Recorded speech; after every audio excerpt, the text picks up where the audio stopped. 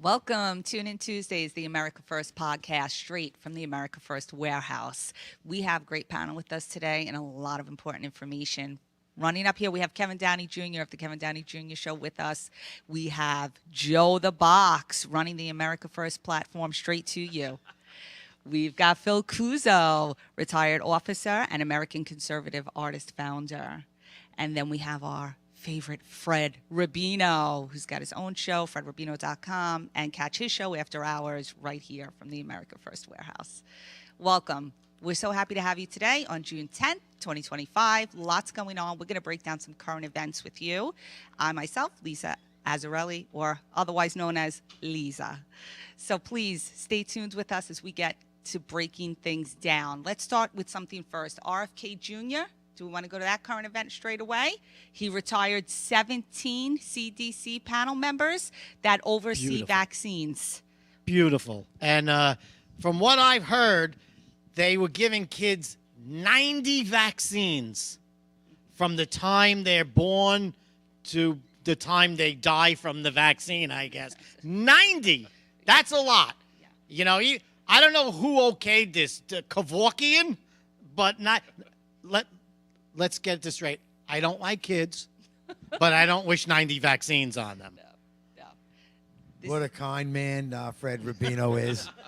I do believe that he was probably in traffic a little too long today, and that's why he's reacting in such a way. Hey, 10 vaccines. These people should have been fired years ago. I don't know what took them so long. They weren't doing their job to begin with. So it takes a businessman to come in, organize his cabinet, and clean house. Absolutely. The increase in autism is one of the big indicators that something with related to the vaccine, right? So this still remains one of those plateaus that has been a frontier that has not been fully discovered and legally challenged yet due to 1986 laws in which pharmaceutical companies received immunization from any type of legal battle. So that is one of the major conquests in reassigning this 17-person panel, because according to RFK Jr., there is an element of conflict in these panel members and why they are passing vaccines at this rate. What do you think about that, Kevin? I think two things. I think when you tell a company that makes vaccines, you won't be held responsible. They're going to make 4 vaccines every day. Say, now you got to take this one. Now you got to take this one. Nothing's going to happen. Oh, kids are dying. Well, we can't be sued. We're making money. Right. And that is to me a level of evil that I'd hate to be on the receiving end of that talk with God. Mm-hmm. When you try, hey, you're the guy who pushed all the vaccines on all the kids for money. Mm-hmm. and you're talking autism. That's the big one. Right. Yeah. But there's got to be a lot of other things that are going unchecked. Correct. You know, like just like IQ levels coming way down. You know, you don't have to have autism or IQ. I don't mean to look at you, Joe the Box, when I say IQ level. But what I'm saying is there's other things. Right. You know, there's childhood cancers that you might not equate with 90 vaccines with, and he's even saying there's mercury and heavy leads and stuff. Yes, thimerosal. There's also a major increase in allergies. Children with allergies, the peanut allergies increased dramatically as well. And you know what really steams my clams is that if you're on this panel and you pass these vaccines, they all know, and it's not written down anywhere, but they know that they will eventually get a job offer from Pfizer making $300,000 a year. All you got to do is rubber stamp these vaccines when you're on that advisory board, and then it comes the big cha-ching payday. Doing the work of the pharmaceutical industrial complex. Yeah. Have you heard of peanut allergies before? Very rare. Right? Not when I was a kid. No. And then we have major increase. I mean, now kids go to school. When my kids go to school, when they went, there were peanut allergies. There was this pollen. There was a whole list of stuff that you had to watch what you packed the kids' lunch in. Yeah. I went to school, I had corn syrup dipped in sugar, dipped in red dye, and it was fine. You could survive anything. But now it's got to be the vaccines. Right. It's got to be. I mean, it definitely is a common factor. And an interesting point is that there was actually, it was 2018, there was a meeting in which they were discussing the vaccines and openly stated no studies have been done. We're just going to move forward. Their words were that this is kind of new territory, and then we're going to figure out what, just like that, talking about Nancy Pelosi, we're going to pass the bill and then figure out what's in the bill. The same thing is happening with the vaccines, and that is a dangerous, dangerous premise to pass something that is going to impact our bodies, our children's development, and then say, well, let's take from that study and see what we get out of it. This was a 2018, and everyone on the board, all 17, currently the CDC members he retired, all appointed by one administration, by the Biden administration. And so you also have that very closed-minded, there's not an expansive group selected from different presidents here. So it is something to be challenged. And we're going to just go real quickly to RFK's comments on that in Asset 2. We're going to pull up that video, and you can hear for yourself what RFK has had to say about vaccines. We need to transform ourselves to a healthcare system rather than a sick care system. And in order to do that, we need to unravel all these perverse incentives. But really, this whole agency is a bundle. Our whole healthcare system is a bundle of perverse incentives where people make money by doing bad things. Every level, the doctors, the other providers, the hospitals, the pharmaceutical companies, the insurance companies all make money by keeping us sick. And we need to fundamentally change that so that we are focusing on curing disease and making people better. And the way that we're going to do that is by unraveling those incentives and really focusing on curing disease. Wow. Incentives. Incentives. One word says it all. Incentives. You take the incentives out, folks, and we might not be sniffling every day and coughing up lung oysters because no one has been incentivized to keep us sick. And I agree with them 1,000%. Yep. Keep people sick. You own them forever. Only Americans, though. How many people came across the border? What was the final? Somewhere between 10 and 20 million. 20 million. If you put 90 vaccines in every one of those arms, Yep. I bet you after 5 million, they would say, don't go. They're going to pump you with stuff. All these kids, they don't get it. Only American kids get it. Now you got a kid who hasn't been vaccinated for polio, and he's sitting next to your kid. Yeah. No, pump these kids full of it, too. Let's see what happens to them. Phil, you had to take the vaccine. Did you not to be continue to be a policeman? No, I was retired already, so I didn't have to take the vaccine. I'm totally unvaxxed. I think RFK touched on a very key point there, the incentives. I mean, I think we have to start from the top and look at all the people that are in our government, in Congress, who have invested a lot of money into stocks and made a killing. I think that's a good starting point. And, you're not going to solve the problem unless you look at that. And when the money goes, people's attitude will change as well, starting right at the top. It's sad. It's the saddest time when money becomes the major motivator for everybody. And unfortunately, that's the way it is on this earth. Everybody wants to make the dollar. They're going to do everything they can. But what they're planning and their evilness is beyond our normal comprehension. You know what I mean? I don't think these ways how I can hurt somebody or screw people. It just blows my mind. And that we can sit here and just keep watching it. So thank God for Donald Trump and for bringing in people like RFK Jr. Let me blow your mind even further, though. Let's bring it closer to home here in New York. Yesterday, the assisted suicide bill passed. We now have assisted suicide here in New York. Hoylman was the sponsor for that bill, Senator Hoylman, who's also the same senator who continually pushes bills that remove parental rights and that give rights to other, areas in which proper law enforcement can't be done. And so he succeeded yet again.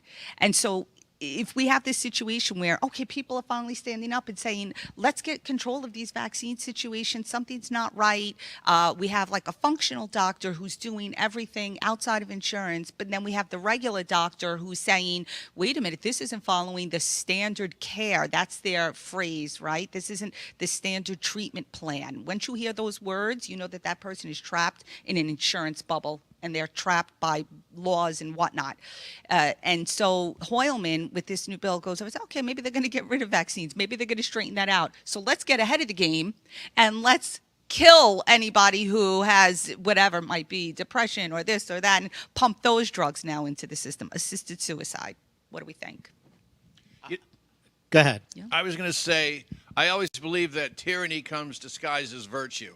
And this is one of those things. Hey, this guy's sick. He's in a lot of pain. Let's just give him the option. And that's where it starts. And you think, well, that's humanitarian. If I would want that option. But then you look down the road 20 years and they go, you got prickly heat? Death. Do it. And he's gone. Because that is what I'm afraid is going to come to. Someone taught me something. A friend of mine was a cop. And we're in the backyard having a beer. And he goes, you don't know how to think like a criminal, do you? And I go, no, why would I? And he goes, you see the ladder behind the shed? I go, yeah. He goes, I'll bet you $100 that window up there is unlocked. I go, yeah. He goes, how many seconds would it take me to get up there? And I said, it wouldn't. He goes, I know, it wouldn't occur to you. So it doesn't occur to me how to think like the evil genius who wants to kill us to make money or keep us alive with medicines to make money. Because you said it earlier, like how you don't think that way. It wouldn't occur to you for money. Well, here's the way I think.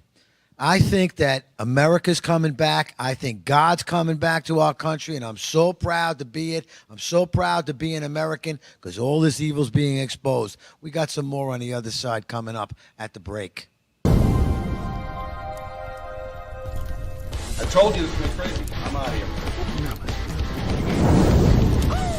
No lights. Free stuff for all. I have to be such a downer. For you, bow to the master staff. Come to me. Oh my God, this guy's from Jersey. Hi, how you doing? Fuck up my stage.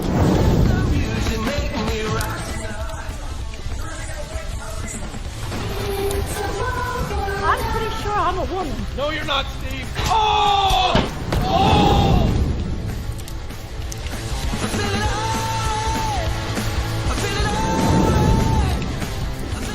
Wet on my side. Now instead of a poke, you're getting a smack. What have I done?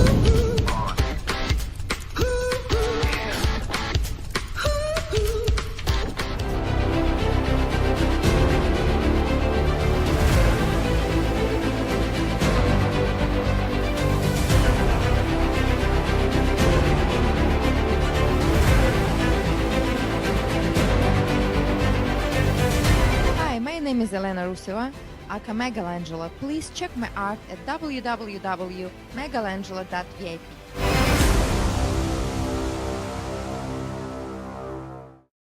It's me, Joe the Box, at the America First Warehouse, the most patriotic venue in all the land.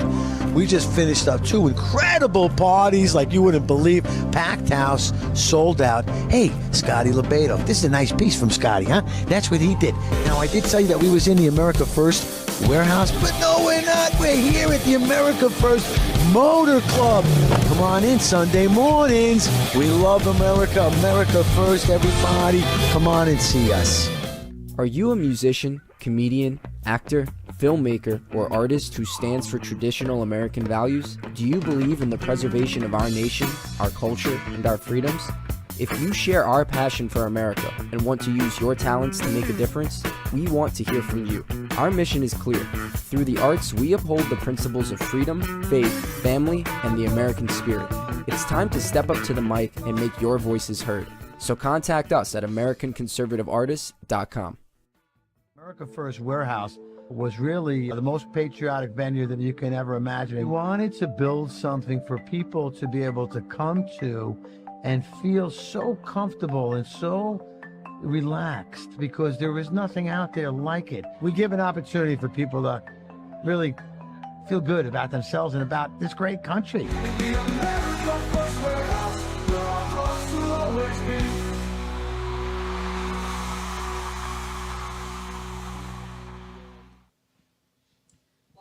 Tune in Tuesdays. We have an awesome panel here for you on the America First podcast, and we're going to bring a wonderful Zoom-in guest regarding a movie known as The American Miracle. It really takes us back to our country's foundations.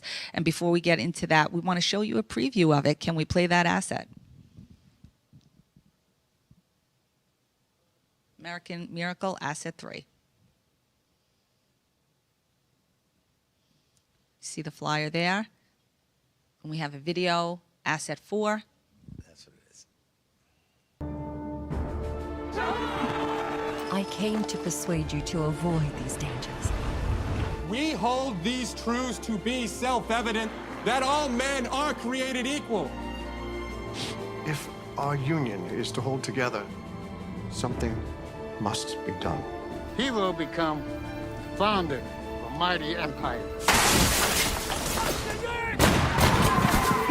The fate of unborn millions now depends under God upon the conduct and courage of this army. Various founders talked about this providential experiment that God had ordained and intervened at this unique moment in American history to make all of this happen. Most of them believed that there were no accidents in history. That hope for liberty was the light that under God, he would lead them. All eyes are open or opening to the rights of man. Am I all mankind? We have been assured, sir, in the sacred writings, that except the Lord build the house, they labor in vain that build it. It cannot be denied that with America and in America, a new era commences in human affairs. America is something that I hold in my heart.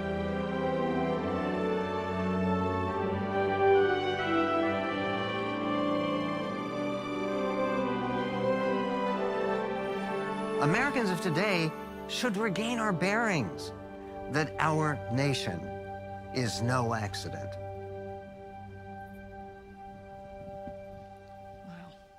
Wow.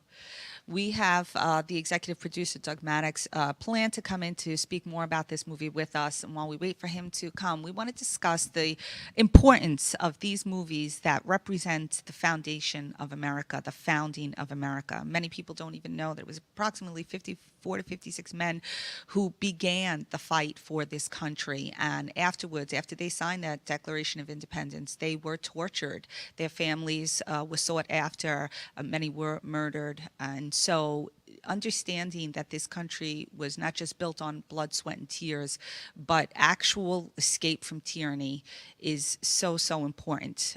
We know right now that we're going to get back to this, but we are experiencing riots in L.A. Mayor Adams made announcements about similar ones occurring this weekend here in New York. And we will get back to the importance of that and how that plays into this. But in discussing the founding of America and movies like this, what does it mean that the American public be able to view these type of things? Phil Cuso is American conservative artist. Can you speak to that? Yeah, I think it's really important that people get up on their history as far as how America was created. And there's a lot of misinformation about that. And one of the things I've noticed about, I would say, corrupt politicians, because politicians in the United States are supposed to represent the people. And when they deviate from that, they're already becoming corrupted, even if they're not actually taking money at that point or whatever, but they're trying to deceive the American public. And two of the things that I've noticed with a lot of these politicians is they'll often talk about the people, what they're doing for the people. And you'll see their city burning down. You'll see, as in California, we just got over where I think it was 40,000 homes were burnt and burnt to the ground. People lost all their property. And the people most involved were Gavin Newsom and Karen Bass. Now, one of the things I think you can tell a 10-year-old this is you have to have water in a fire hydrant if you're planning on putting out fires or keeping your city safe from a disaster like that. And that was the basic problem. Now they have an excuse. They can focus on the riots and blame it on somebody else and hopefully sweep that a little bit under the rug. Also starting podcasts like Gavin Newsom did, automatically trying to shift the focus on what I would think the incompetence involved would remove them from office, not have them make an excuse in a podcast to just shift the blame and that sort of thing. But they'll often talk about we the people, what we're doing for the people, and the Constitution, even though they don't seem to know what's in the Constitution. And the people have to make sure that they know what's in the Constitution so they can say, no, this person is lying to me, and they can recognize that. And I think a lot of people don't recognize that because a politician will just come up and say, well, the Constitution, this, Donald Trump is violating the Constitution, the MAGA people are violating the Constitution, and they're not even aware of what the Constitution says. Like, for example, basically, you are allowed to protest, but you're not allowed to violently protest. When you're violently protest, you're violating the First Amendment, and that's right where it starts. Can I ask you something, Phil? How many times did you have to deal with people in the street who go, I know my rights, and they don't? All the time. All the time. You know, people, you know, because they just buy into a lot of people just buy into what's told to them. Mm-hmm. So some politician, for political gain or political reasons, a lot of it having to do with money, if you look at where they are financially, they'll just spin things. People will watch the television and blindly follow it. That's why it's called programming. Ah, nice. Nice spin on that one. I will tell you that the Heroic Pictures, which is where this was created, it seems to me like there's more and more of these media outlets that are coming out and creating new films. Now, this one particular film, and I wish this gentleman was in here today, because this particular film is covering the facts of the Revolutionary War and how divine intervention played in the role. Very similar to Donald Trump getting his ear shot off versus his head being shot off. The fog that moved into New York during the Revolutionary War that blinded the British from finding the militia who were able to escape Staten Island. How do you like that action? Yeah. Well, my point is that I want to tell this man that I appreciate that he's putting his money where his mouth is, because Hollywood would never produce a movie to tell the truth like that. When I was a kid, patriotism was just unsaid. You would hear stories, even, you know, when I was a kid, you would hear stories about heroes of World War II, and you would be like, wow, you know, and you would marvel at that to say one day maybe I could be an American hero, and maybe serving my country, maybe becoming a fireman or a cop and becoming a hero in some way. Now, I would never think as a kid that this country would not exist at one time. Now it's really a possibility. So films like this maybe put back in kids' heads that this country can go away if we're not very careful. And there are consequences to all these people who are in the streets shouting out socialism and end this country. And it's time to go back to our roots and to be patriotic and try and make this country better, whether you're a teacher, an EMS, a cop, a Marine, whatever it is. It's for the betterment of the country. Let's try and make the country better because it's in danger. You know, I think about that, Fred, good point regarding the danger, where it's coming from. And we're looking at these riots and we're looking at what's taking place in reflecting on BLM, right? Phil said earlier we should also look back to some things. And if we're following this timeline, we constantly see that there is someone, something, some force that must be generating payment or organizing this in a manner from maybe a globalist perspective or what have you.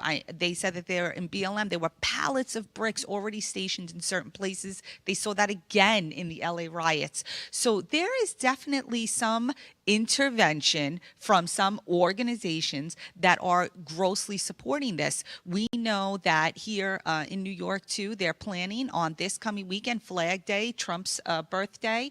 They're planning a No Kings protest, and a large organizer of that is Randi Weingarten, who held Zoom calls last night to help these protests form better, and she's also a major player in the Democrat Party. So is this a militia that we see that hasn't been designated as such at this point. They're planning to, again, come out and enforce. There was a map which they were showing people where they need to be. The map is packed.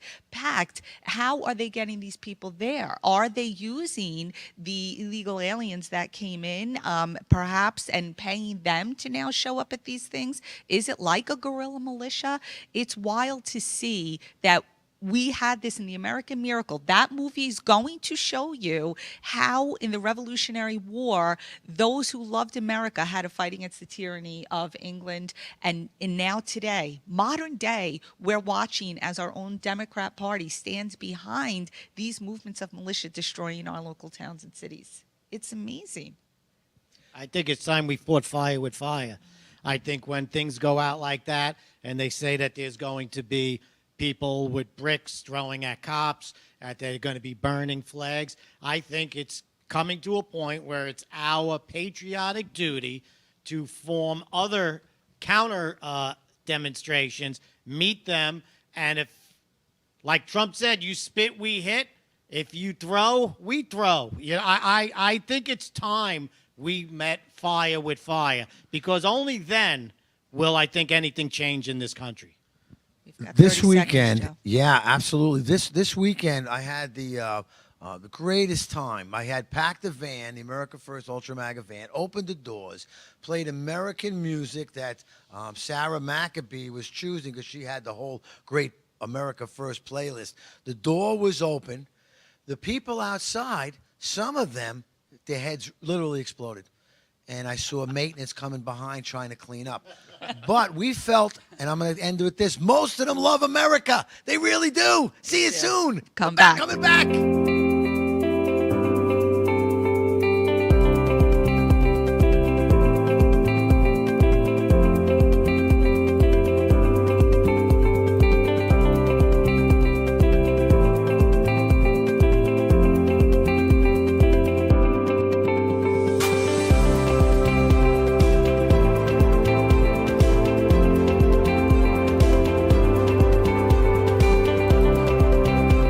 The Queens Village Republican Club is America's oldest Republican club, founded in 1875. Situated in President Trump's hometown in Queens, New York, we are America First MAGA Republicans, empowering fellow Republicans to get involved in the game of politics at the grassroots level. We host inspiring monthly club meetings on the first Thursday of each month at 8 p.m. For more information, please go to our website at www.qvgop.org.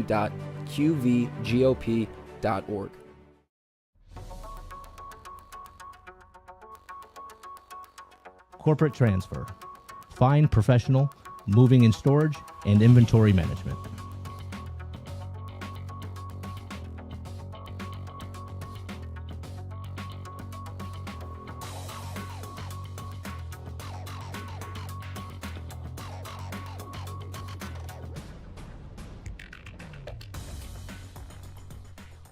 Dehumanizing rhetoric of Adolf Hitler. Donald Trump's language mirrors this directly. Well, Hitler was duly elected. Let's deal with Hitler, okay? I don't think it's hyperbolic to say that is Mussolini Hitler-like language.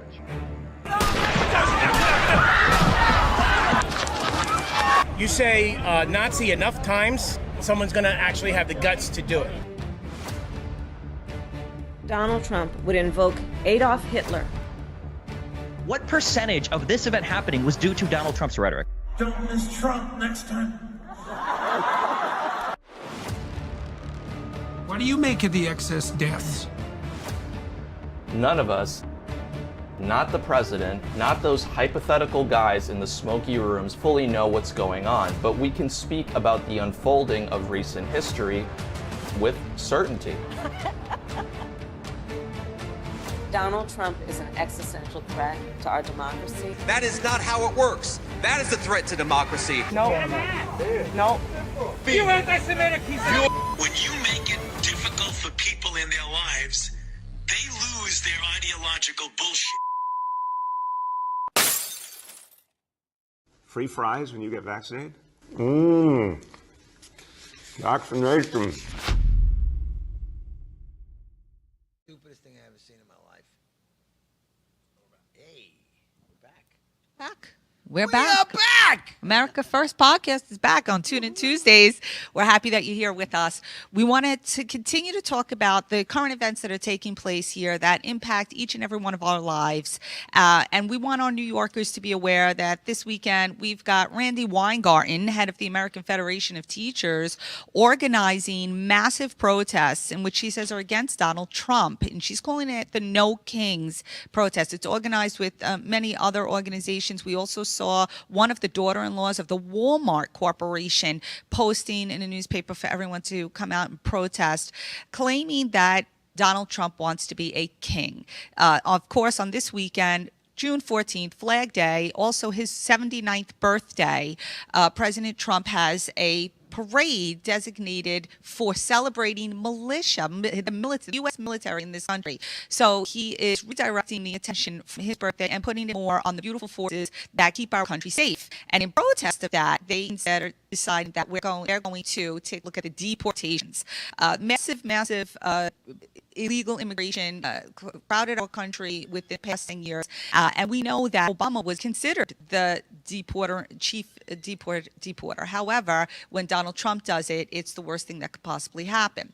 So now for these deportations, they are causing riots. And the most recent is in LA, where we see the streets burning yet again. Trump won't have it. He has sent in the National Guard and 22,000 on the first round, I believe 2,100 now in the second round, as well as 700 Marines. And Gavin Newsom's response, and Karen Bass, mayor of Los Angeles, instead of saying thank you for this help, decided to sue the Trump administration, claiming that they are taking away the sovereignty of the state of LA. So the state of California. So what are we thinking about this? I think it's the most disgraceful time to watch these people. And I'm going to tell you, too, California, I know for a fact, handles most of the illegal immigrations. Most illegal immigrants have gone there, at least 30%. So that's what you have going on over there. They're waving the Mexican flag left and right. What's up with that, huh, Kevin? You know what I think it is, Joe? I think this is the work of the globalists. I think this is their last chance. They have their Agenda 20, and they know Trump is a roadblock in that. And the one thing they're missing, and Fred, you tell me if I'm wrong, we can read a room. I think the Democrats don't understand that everyone sees it now. Now we look at Bass, we look at that, we go, no, you guys are the idiots. What do you think? Am I misreading this? No, it's that's their biggest downfall, is that we could see it. It's just like when Biden couldn't put two words together, and they were telling him, no, he's sharp. Yeah. And we could see the riots. We see that there are groups out there. The Democratic Party funds all of these riots, all of these demonstrations. I mean, it started with attacking the Jews, and they funded it, and they were very on board with it.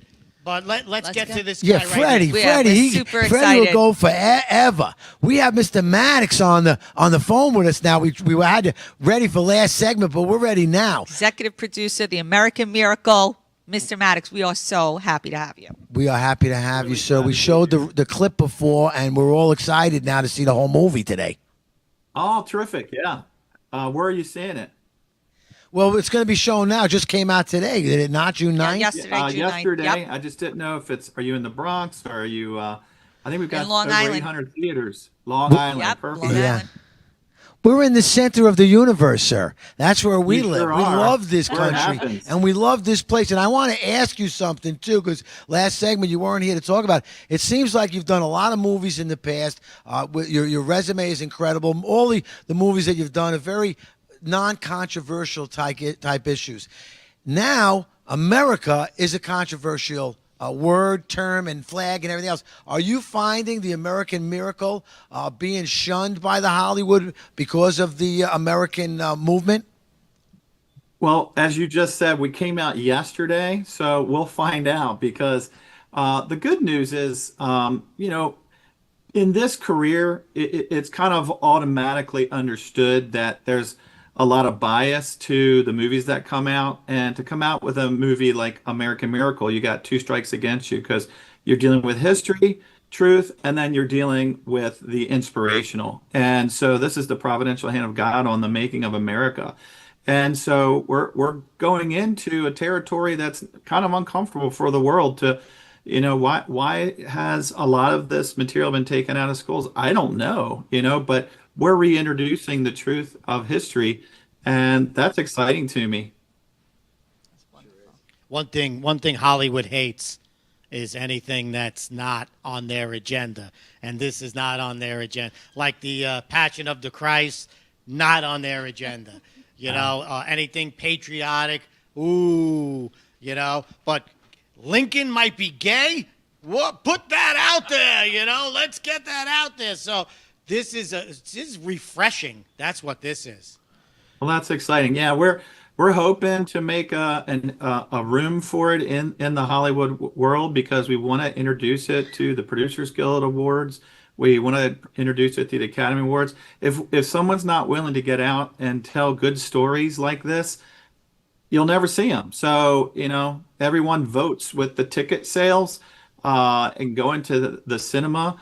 And so if the America votes for everything that comes out of Hollywood, then that's the stuff you're going to get. If you vote for these kinds of movies, the kinds of movies that Tim and myself and Ralph have made for, many years, then that's what we're going to make. And that's when Hollywood gets excited about it. They're looking for a market. They're looking for interesting programs. I've gone to different markets like NAPD and AFM and others, and the feedback I get, it goes, oh, okay, you're the inspiration guy. We always need inspiration. So they will take it if we produce it. And I'm just so grateful for the funders that got behind this movie, and so that we could make it.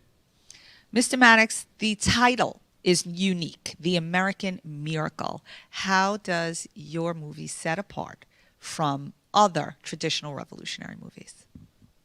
Good question. The American Miracle started as a book. It's Michael Medved, the New York Times bestselling author, Michael Medved. And so we were able to work with him and bring his book into a film script. Now, interestingly enough, this is only 3 chapters of 12 chapters. So we want to do the expansion with Thomas Jefferson next. Kevin Sorbo was on Fox Family and Friends this morning covering the movie, and he's excited about doing the next one as well. So we introduce his character in this movie. So it is American Miracle I told the team in the beginning, I love this movie. I love this title, where we kind of need to keep it the same as the book, but America and miracle. It's two subjects that, it's like you either love it or not so sure. So it's a unity piece for us. We want people of every side, Democrats, Republicans, libertarians, conservative, everybody, liberal, because this is the truth. And so when you see it, you'll know what I mean. You're going to be blown away. So you got to see it in theaters tonight and tomorrow night all over the country. I love the cover too. Crossing the Delaware, Christmas Eve, like they surprise the British troops. That's one of the things that screams miracle, when he crossed the Delaware and surprised them. So that whole cover is just fantastic. Great job. Thank you. We went to the crossing. We went to Faneuil Hall. We went to Mount Vernon. They opened their doors to us. So we were so grateful. At the timing was just right for us to produce in those areas. We were going to be filming in Philadelphia as well for the Continental Congress, but we ended up finding an exact duplicate. You try to find that was a miracle. So we found little providential moments in our producing of this film. So let me know what you think of some of those locations. They were pretty stellar. What do you think the audience should take away the most from the viewing of this movie? What do you think they will? What would you like them to catch is most important in this piece? Know your history, relearn it for the first time. I thought I knew our history, and I'm telling you, probably a third of it I didn't know. And you'll see some of the Harvard and Princeton, Yale's guys, some of the things they didn't know when they were younger, that it's enlightenment. It really is enlightening to be able to know your history, know the truth, and then do something about it. Stand up, do what is right in a civil way. The riots is not civil. We need, positive protest. That's one thing. Well, what's happening out in LA is riots. That's not civil. Get a civil way to have a discourse and talk about these things and get things done. And it's happening. We're moving the tide to back to the original documents, back to the original Constitution. When we go away from it, things don't go well from us as a country. But when we stick to it, things go very well for us. I heard one of our constitutional founding fathers had said about the Constitution, with a minute and a half left, that the Constitution should be so easy to understand that a man can read it and understand it while he is running. Is there any truth to that? Absolutely. My kids, when they're in college now, but when they were in high school, they had to read the Constitution. I said, wow, it's been a while. I'll pick it up. About 5 minutes later, I'm done. That's incredible. And it's easy. It's an outline. It's formed for everybody to figure it out. And it's good principles. Yeah, absolutely. Phil, so from an artist point of view, tell us what you're thinking. Well, I'm thinking about something a little bit different, and I'll try to be as fast as possible. But just for a point for encouragement for you, one of the reasons we hear about Mel Gibson and the spin of Hollywood is anti-Semitism, this and that. But one of the things our gentleman over here brought up, the Passion of Christ. One of the reasons Hollywood is so outraged with Mel Gibson is Mel Gibson took $6 million of his own personal money and made the Passion of Christ, and he made $60 million. And then he had a premiere, and he didn't invite any of the Hollywood cabal, and that outraged him. That outraged him. So there is a hunger for content that is patriotic and that tells the truth for a change instead of the usual Hollywood spin. Mr. Maddox, we only have 8 seconds. We're going to go to a break. Would you be sticking around for a minute? We want to finish up with a few more questions for you. I'm sure you're going to see a lot. We'll be back after the break. You got corrupt judges, broken families, families torn apart. This is injustice. If you've been wronged by the system, join us. Don't stand alone. Hi, I'm Gary Jacobs, president of Americans for Legal Reform. We're the oldest legal reform group in the United States. The justice system in the United States should be transparent, fair, and open to everybody and accessible. Unfortunately, many times that's not the case. At Americans for Legal Reform, we are here to help. Join the movement. Visit AmericansForLegalReform.com and help reform the system before it fails you. The America First Ultra MAGA Store. For all your MAGA needs. We sell t-shirts, tumblers, flags, hats, sneakers, bumper stickers, and a whole lot more. The most patriotic America First retail store. The America First Ultra MAGA Store.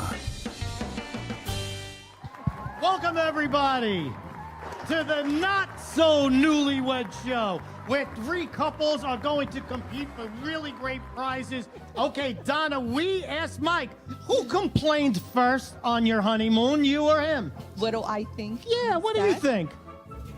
I think he said... Lisa, this ain't the SATs. Just tell us what... Donna, who complained first on the honeymoon? I'm sure it was me, but I have no idea. Donna is right. No, it's always me. What celebrity would you pick for a one-day pass? For me? Yeah, for you, not for him. Matt Damon. Matt Damon! Wow! Who do you hate the most on her side? That rotten no... There are so many choices. Thank you all, and thank you for coming out.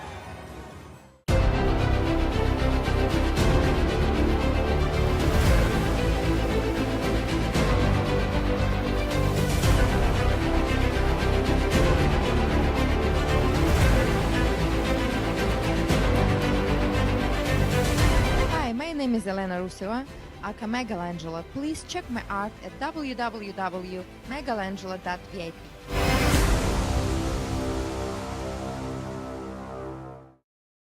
America First Warehouse was really the most patriotic venue that you can ever imagine. We wanted to build something for people to be able to come to and feel so comfortable and so relaxed, because there is nothing out there like it. We give an opportunity for people to really feel good about themselves and about this great country.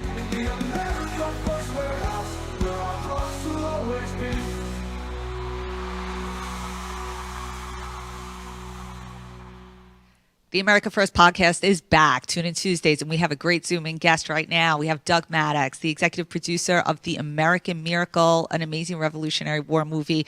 Doug, welcome back again. Thank you very much.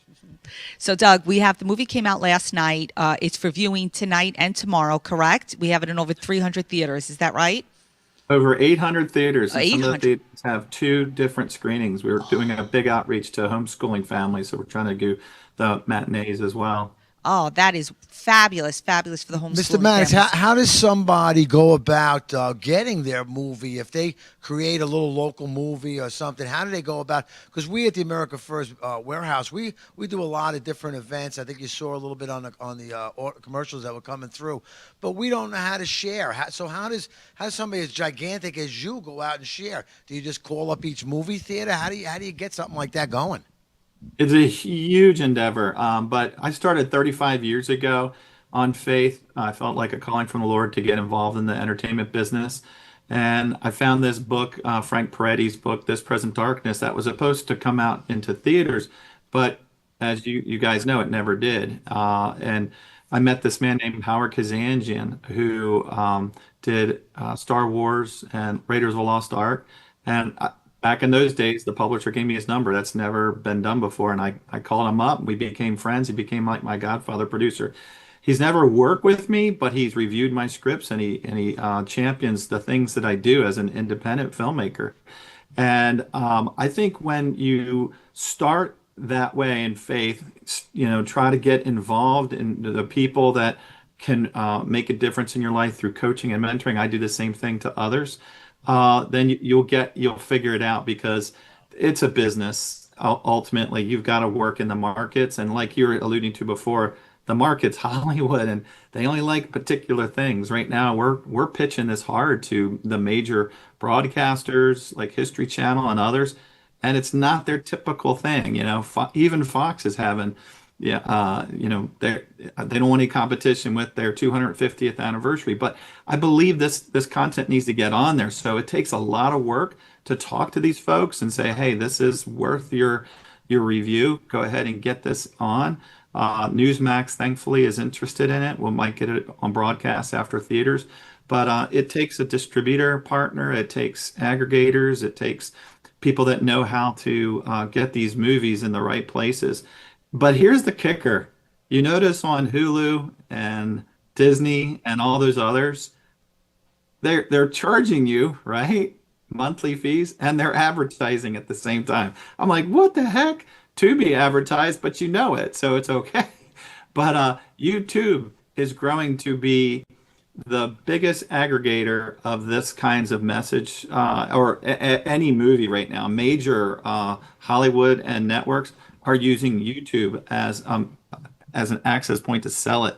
It's kind of blowing my mind how everything's leveling out right now, and we have access like your podcast, getting the message out, and getting the distribution. So YouTube is a big deal if you can get enough reach. You got to have millions of views, but once you do, you can monetize it.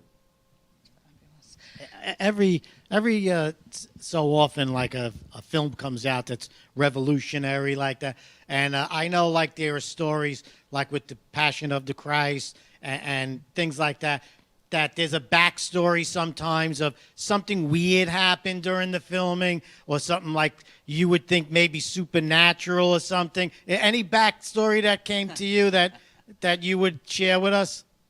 Yeah, I have to say, like, my wife and I have been making these movies, Ann Maddox, and we've raised our kids making movies. And so we go across the country, and we're here in Maryland, just south of you guys. We love coming up to New York. And it's interesting. We keep a list of those for all of our movies. We've seen it time and time again that God shows up. And we pray sincerely for safety and God to show up. And I brought that to Tim, the director, and I said, hey, Tim, why don't we pray? He said, absolutely. So we prayed for protection, prayed for safety, prayed for the providential hand of God to be on the production. And the feedback that we got, not only during, but after, and then we just had our premiere, some of the crew was there, and they said, it was the kindest, nicest production. There was no flare-ups. I go, that's God. Second is that my son's a researcher. He's in school, history wants to be a history teacher out at Wheaton College. And he got involved in this project. And I said, okay, son, you're hired. You're working for the company. Here's your list. Go out and get Mount Vernon. To a 21-year-old, go get Mount Vernon. Did he have to Google where that was? He got Mount Vernon. In fact, when it was time to close the deal, the guy goes, which one's Doug and which one's Douglas? I think that the younger guy, he's the one that closed the deal. What are you doing here? There's nothing like divine intervention. Really proud of my son doing that. Yeah. And it was the timing. You know, they've gotten a little more restrictive on the religious side of George Washington when they were open to that right before this movie. So we'll see how that goes. I don't know, you know, where we'll be in a year from now or 2 years from now, if we'll get a little bit more interested in Mount Vernon being a part of the sacred side of George Washington again. But right now they're kind of just, they're not really focusing on that. But this is all about George Washington. It's amazing how he was spared his life so many times. So I'm just really incredibly thankful to get it to Mount Vernon, be there. We were opened up, rooms were opened up to they've never allowed in any film ever, and they allowed us into some of the very sacred areas of George Washington and his family. Wow, so interesting. And we learned recently, too, that, you know, Trump is being called upon if he's going to enact the Insurrection Act. And so they want to put it up in arms and, you know, see if he does it, kind of force him to that point, as we see with Newsom suing him now for adding some troops to the state to protect the peoples, saying he's overstepping and coming into state sovereignty. But it was George Washington who was the first to actually, you know, put that act into effect when they had their own issues. So that, again, is another wild coincidence between the movie and the current state of affairs here. Very interesting. Really? Yeah, it is. In what other points can we find in your movie that you see repeating themselves in current society today? You know, every person has the opportunity to be responsible civic citizens, civil citizens, and, you know, get involved in politics. George Washington was a farmer. I mean, unbelievable. Yet, you know, God raised him up to be a great leader, and everyone just gravitated towards him. And that's why we have the President George Washington the way we do.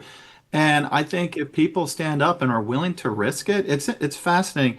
I am a Christian. This is not a Christian film. This is the true history of America. And these people actually prayed and actually read the Bible. It's unbelievable, right? People don't, they just think they're theists. They're not. They're and deists and stuff. They're truly people that knew the Bible and wanted to bring it into action. And so when I look at that, I see a time that is going to change where we've got to start to stand in the gap. And we've got to start doing things like this, getting the message out. You all have a great program. You're getting your message out. You know, we've got to realize that it takes people to risk. You know, the forefathers could have been hanged. In the movie, there's a line. Ben Franklin says, if we can keep it, you know, it's worth it. But it's like, if this goes the wrong way, we're going to hang together. If we can keep it together, we're going to have a new America together. So, I mean, they risked it all. Yes, they did.